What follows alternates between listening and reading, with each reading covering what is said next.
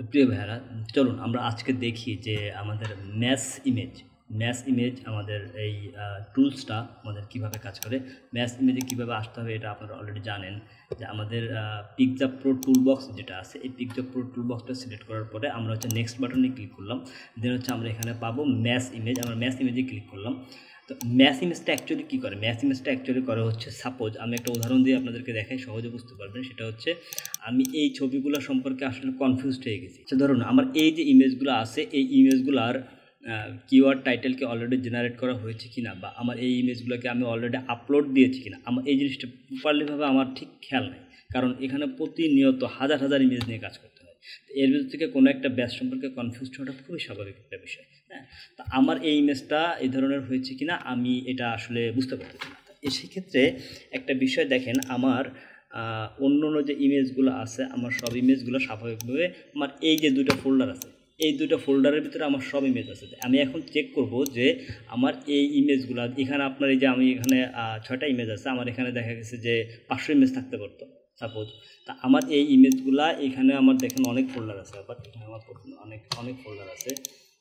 তো এই কোনো একটা ফোল্ডারের ভিতরে আমার এই ইমেজগুলো আছে কিনা আমি এটাকে একটু ম্যাচ করতে চাচ্ছি। তো এটার জন্য আমি কি করব, আমি প্রথম হচ্ছে যে এই ইমেজগুলোকে আমি ম্যাচ করতে চাচ্ছি। সোর্স 1 আমি এখানে এই ইমেজগুলোকে দিয়ে দিলাম যে হ্যাঁ আমার সোর্স 1 হচ্ছে এটা, তুমি কি করো আমার এটাকে দেখো। আর হচ্ছে আমার সোর্স 2, আমি সোর্স 2 হিসেবে দিয়ে দিলাম হচ্ছে আমার এই যে ফোল্ডারটা আছে, ব্রড ফোল্ডার। হ্যাঁ, কোনো ছবির ফোল্ডার না, ডাইরেক্ট ব্রড ফোল্ডারটা আমি দিয়ে দিলাম যে আমার এই ব্রড ফোল্ডার থেকে তুমি দেখো। আমি এখানে দিয়ে দিলাম ইনক্লুড সাব ফোল্ডার, তার মানে এগুলোর ভিতরে অনেক সাব ফোল্ডার আছে। সাব ফোল্ডারটাকেও সে ম্যাচ করবে, সাব ফোল্ডারটাকেও সে ম্যাচ করে তারপর কী করবে, আমার দেখাবে যে আসলে আমার এই ইমেজগুলা এই এই এইখানে যে ফোল্ডারগুলো বা ইমেজগুলো আছে সেগুলোর ভিতরে খুঁজে আমাকে দেখাবে। এখানে একটা চমৎকার অপশন আছে, সেটা হচ্ছে ম্যাচ উইথ এক্সটেনশন। এরকম হতে পারে যে আমার ছবিগুলোকে আমি কনভার্ট করছি, ছবিগুলো প্রথমে ছিল হচ্ছে জেপিজি, পরবর্তীতে এটাকে কনভার্ট করা হয়েছিল পিএনজিতে। তো আমার যদি পিএনজিতে কনভার্ট করা হয় তাহলে তো কী হবে, আমার ওই এক্সটেনশনে যখন না মিলবে তখন কী হবে, এক্সটেনশনে না মিললে কিন্তু সেই ছবিগুলোকে মার্ক আপ করতে পারবো না, বাট ছবিগুলো কিন্তু অ্যাকচুয়ালি আছে। ইন দিস কেস সফটওয়্যারটা যেভাবে কাজ করতেছে, ও এক্সটেনশনটাকে ওভারলুক করবে যদি কিনা এই টিক চিহ্নটা না দেওয়া থাকে, তাহলে এক্সটেনশনটাকে ওভারলুক করে শুধুমাত্র নামের সাথে মিলাবে। আর যদি কিনা এখানে আপনার টিক চিহ্নটা দেওয়া থাকে তাহলে ও এক্সাক্ট নাম প্লাস এক্সটেনশন, অর্থাৎ কিনা আমার এইগুলোর যে এক্সটেনশন আছে সেম এক্সটেনশনে এইগুলোর ভিতরে আছে কিনা, এবং সেম নাম এবং সেম এক্সটেনশন আছে কিনা সেটাকে খুঁজবে। তো আমি আপাতত এক্সটেনশনটা উঠা দিচ্ছি, কারণ আমি জানি যে আমার 2 জায়গায় ম্যাচ নাও করতে পারে, আমি শুধু নাম দিয়ে আগে দেখতে চাই।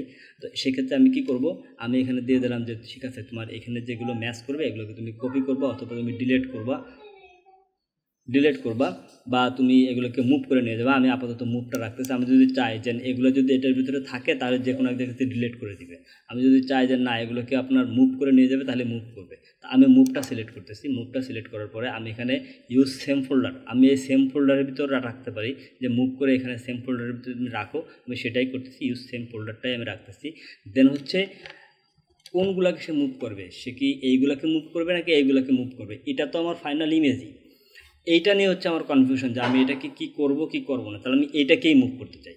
তা আমি কি করব, আমার যে এটা হচ্ছে সোর্স 1-এ আমি দিয়েছিলাম, তা আমি এখানে সোর্স 1 সিলেক্ট করে দিলাম যে আমার সোর্স 1-এর ভিতরে যে ছবিগুলো আছে এই ছবিগুলোকে তুমি আলাদা করে ফেলবা, যে এখান থেকে যে ছবিগুলো এইগুলোর সাথে ম্যাচ করবে সেগুলোকে তুমি আলাদা করবা, আর যেগুলো ম্যাচ করবে না এগুলোকে তুমি ঠিক এখানে রেখে দেবা। তো কোথায় আলাদা করবে, এই ফোল্ডারের ভিতরে সে আরেকটা ফোল্ডার ক্রিয়েট করে সেই ফোল্ডারের ভিতরে সে আলাদাভাবে রেখে দেবে। তা আমি এই টোটাল অপারেশনটা চালানোর আগে আমি প্রিভিউ করে দেখতে পারি যে আসলে আমার এটা ম্যাচ করতেছে কিনা। দেখেন আমি প্রিভিউ করে দেখলাম কি, আমার এখানে যে 6টা ফাইল আছে, আমার 6টা ফাইলে কিন্তু ম্যাচ করছে। ঠিক আছে, 6টার ভিতরে 6টা ফাইলে ম্যাচ করছে, তার মানে আমার এই সব ছবিগুলো কিন্তু এখানে অলরেডি আছে। তাই আমার 6টার ভিতরে 6টাই ম্যাচ করছে। এখানে যদি আমার 600-এর ভিতরে 6টা ম্যাচ করতো তাহলে কী হতো, আমার নামগুলো এখানে দিয়ে দিত, আমি এখানে ইজিলিভাবে দেখতে পারতাম। আর আমি এখন যখন রান ম্যাচ অ্যাকশনে ক্লিক করব তখনও কী করতে পারি, আপনার এখানে সিলেক্ট করছিলাম কি ইউজ সেম ফোল্ডার, ও আমার সোর্স 1-কে আমি এখানে সিলেক্ট করে দিয়েছিলাম যে মুভ করে কোথায় কোনটা মুভ করবে। আমি সোর্স 1-কে মুভ করাতে চাইছি, আমার সোর্স 1-কে সে সুন্দরভাবে ম্যাচ করছে, ম্যাচ নামে একটা ফোল্ডার বানায় আমার সব ইমেজগুলোকে এখানে মুভ করে দিয়েছে। যদি কিনা এখানে একটা ইমেজ থাকতো যে ইমেজটা আমার এইগুলোর সাথে ম্যাচ করে নাই, তাহলে ওই ইমেজটাকে সে এখান থেকে মুভ করতো না। আশা করি বুঝতে পারছেন। আর নিজেরা কয়েকবার আরেকটা প্র্যাকটিস করেন, তারপরে যদি বোঝায় কোনো সমস্যা থাকে আমার কাছে জিজ্ঞেস করবেন, আমি আপনাদেরকে আরও বেশি হেল্প করবো।